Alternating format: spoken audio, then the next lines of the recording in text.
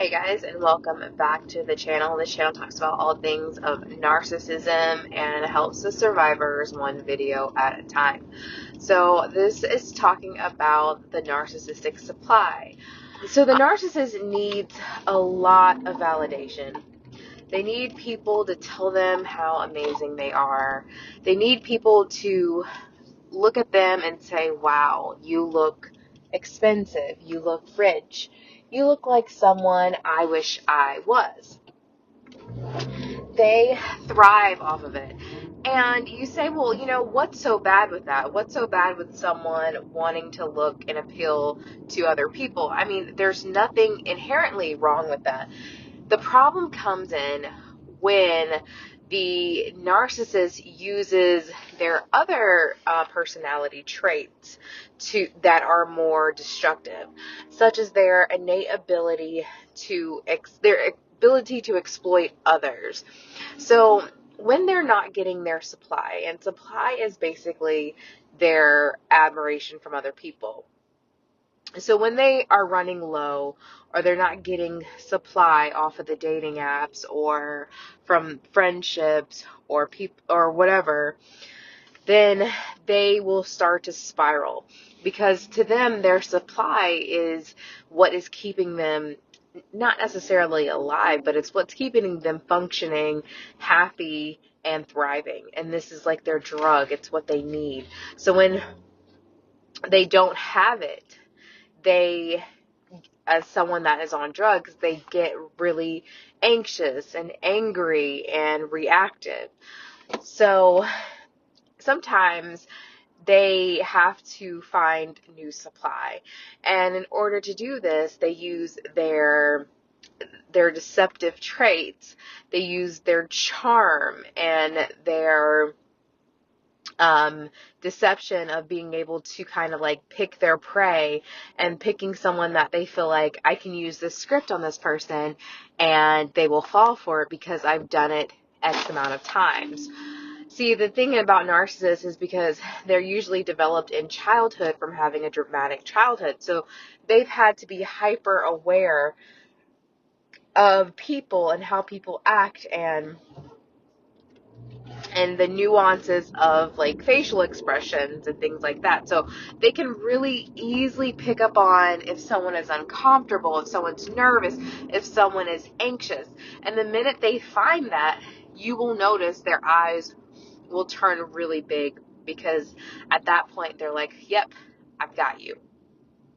So with that validation, they find their new prey, and in order to get their new prey, again, they have to have this deception tactic.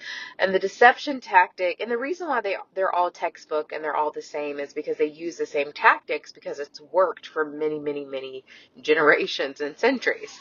So they start off with the love bombing. And this is usually during the very initial stage. They will ask you a bunch of questions, kind of get to know you, kind of start researching you, and categorizing you into a personality type, because again, they're very good with identifying different types of personalities and what those personalities need. So they put you in this box. They kind of know what to give you, how you're going to react to certain responses, and it's like a computer. So they're basically inputting all these things about you, and then the output will be what the narcissist will give to you. So they'll love bomb you. Maybe you want flowers, maybe you like compliments. Whatever you are lacking is what they're going to provide to you. And it's going to give this real sense of familiarity, and wow, this person's like really understands exactly what it is that I have. And certain people they really like to target, like they like to target people that are really happy, that are smiling, that are free-spirited, because they sometimes see this as a easy prey. Also, they will go towards the people who are sad, because they will do the savior complex, kind of like being the hero. So they have different techniques for different people, and each narcissist kind of has their own strengths of who they usually approach. So now that they've had their prey, they've given them all this love, attention, adoration, whatever.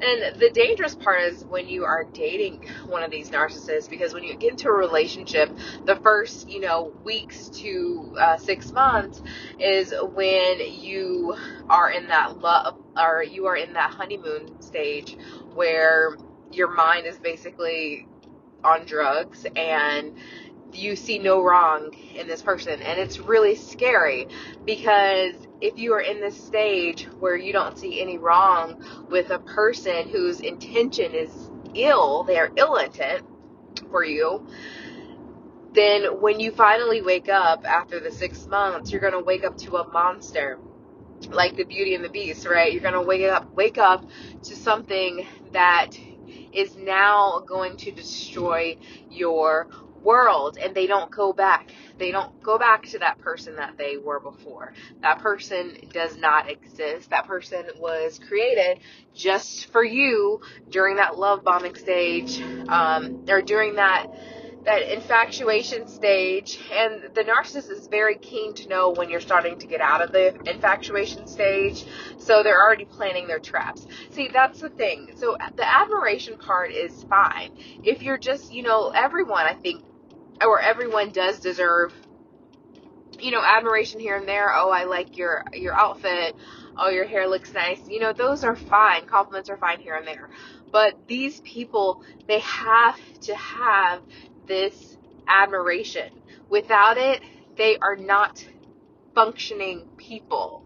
So again, they use these tactics of love bombing and then exploiting the person in order to get what they want. And they enjoy having good supply, which means a person that is going to listen and do whatever it is that they ask of them. And in order to do that, they've got to, manipulate and exploit them, and, tell them they're crazy, to make them crazy making, so that they are questioning their reality, so they only feel as if the narcissist's reality is right, and they don't trust themselves anymore. They isolate themselves from people that actually have their best interest, and it becomes a very lonely world for the prey. But it's a perfect world for the narcissist, because that's exactly the goal. And now the narcissist has a pet that, or a whatever, that can do whatever for this narcissist and provide them with supply whenever they need to. And the narcissist can treat this person any type of way, because this person has lowered their value so much for the narcissist, due to the psychological manipulation tactics that many humans would fall for if you didn't realize you were being manipulated. And they're going for a very, very unproductive ride off of, to Never Land, and they probably are going to wish that they never ever experienced that. So those are the things that they absolutely deal with. It's really, really unfortunate, and I really recommend people to read up on, learn, and gain as much knowledge as they possibly can about narcissism, because it is very prevalent, and these people have no empathy for you at all. Again, the admiration is not a problem at all but for the narcissist, they need that admiration in order to survive. So again, they use manipulation, they use charm, they use deception to gain that admiration from people who normally would never have given it to them. And then they also go overboard by exploiting them, exploiting their resources, exploiting their time, so that, and playing psychological games, so that that person is pouring all of their resources, all of their attention to this one person, neglecting themselves, as well as neglecting other people in their lives that could actually be a better source of companionship than that narcissist. If you guys want narcissist recovery coaching, you guys can reach out to me. I'll leave my email in the description, and I will see you guys in the next video.